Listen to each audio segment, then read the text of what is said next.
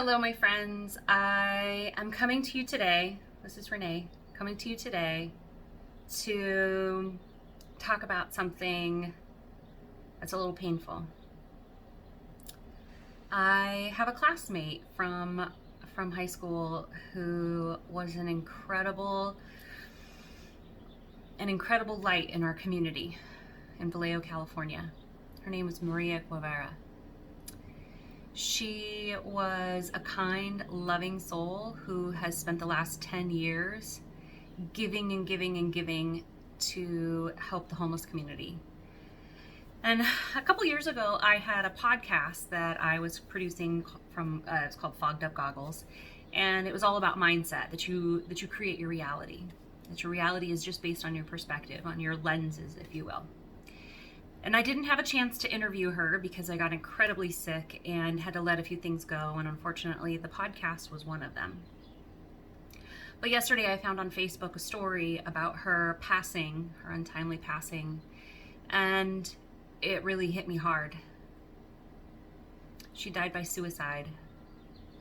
And I would have never in a million years would have guessed that she would be one to want to take her own life.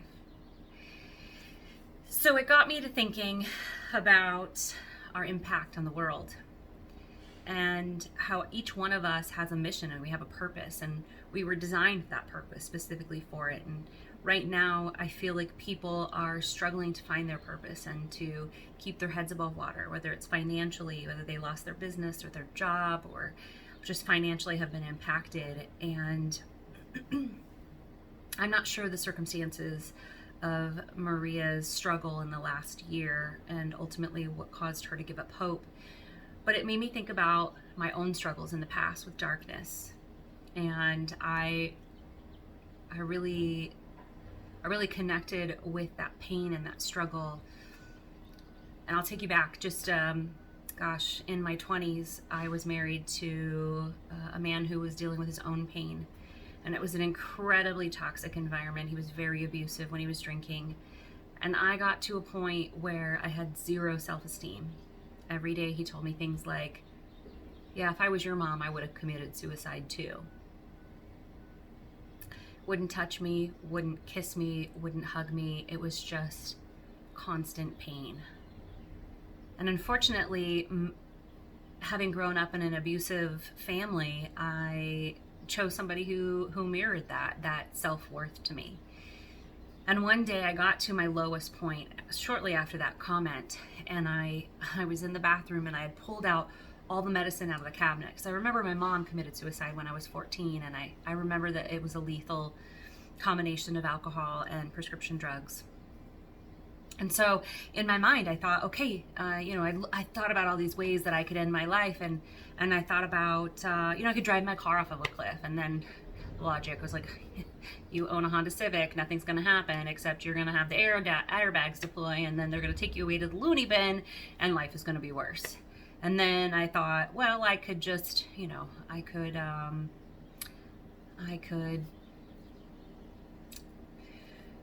I just couldn't. I couldn't physically hurt myself. And so I was sitting there in the bathroom with the door locked and with all the pills on the counter, and my husband at the time, who was drunk, picked the lock and came in, and he said, I hope you succeed. And something inside me snapped. Thank God something snapped inside me, and I just thought, I wouldn't give you the satisfaction.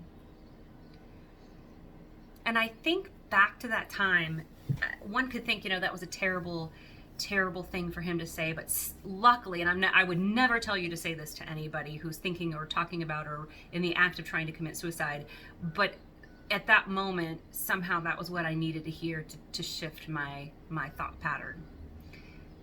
Again, please don't say that to somebody. But for me, it happened to work. But I think about what happened after that. If it weren't for the things that happened after that, I was introduced to, I was already in Mary Kay, but I was surrounded by a group of women who loved me and treated me with respect and uplifted me and gave me all the support and really made me believe that there was hope. That there was hope, like I could get myself out of the financial struggle so I could leave my husband, so that I could be around people who loved and treated me well. And I saw that there was an option on the other side. So I'm coming to you asking for some help. I would like to create a compilation of love letters to those who have impacted you.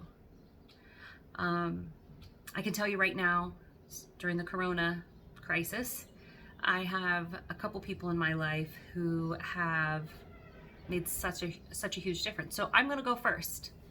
This is one of two love letters. My first love letter is to Julie Huditz-Dale. Julie is a life coach, and she is the leader in my team in an organization that provides online education for financial education, entrepreneur education.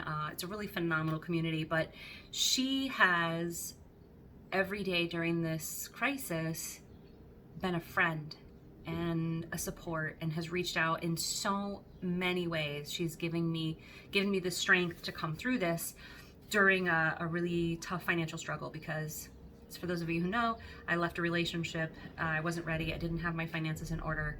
I did it in January. Talk about patterns. I did it in January, and I was not ready to leave that relationship, not emotionally, not financially, not professionally, but I had to, for self-preservation, because I was in such a dark place there. So anyways, starting a business in Corona crisis is it's not great timing, but Julie has just been such a good friend and been so kind and loving and supportive and kept me laughing, and every day she spends time with me, which is filling my need for connection, and it's one of my love languages. So just a huge thank you to Julie, and to Kevin Salter.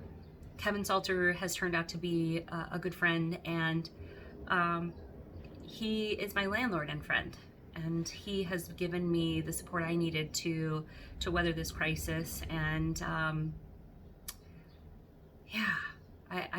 I don't know how I would be emotionally if I didn't have the amazing people in my life. I could go on and on, but I want to leave it at these two, because I want you to understand, right now people are struggling. They're struggling with how they're going to connect, how they're going to come out of this crisis. Their credit scores have hit bottom floor. They're not sure how they're going to pay rent or put money in their bank account to feed their families, or there's just the list is endless. But I would like to compile a list of these, or compile a batch of love letters to people. I encourage you to send them to the people that you're talking about, but I'd like to record these, and I would like to put a book together with them. So if you are willing to share a story, I'd like to do it via interview, via Zoom.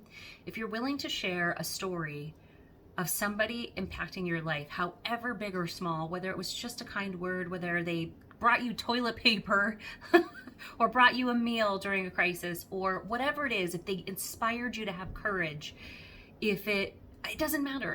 I want to share this with people and give people hope. So if you're willing to share that, I'm going to put a link below. It's to my calendar. I'm going to block an hour for us in the calendar, and I would like to share this story. So if you have any questions, you can comment below, message me, whatever it is. So I hope you will share a story of hope with me and the community, and we can talk about the details when we connect. But thank you.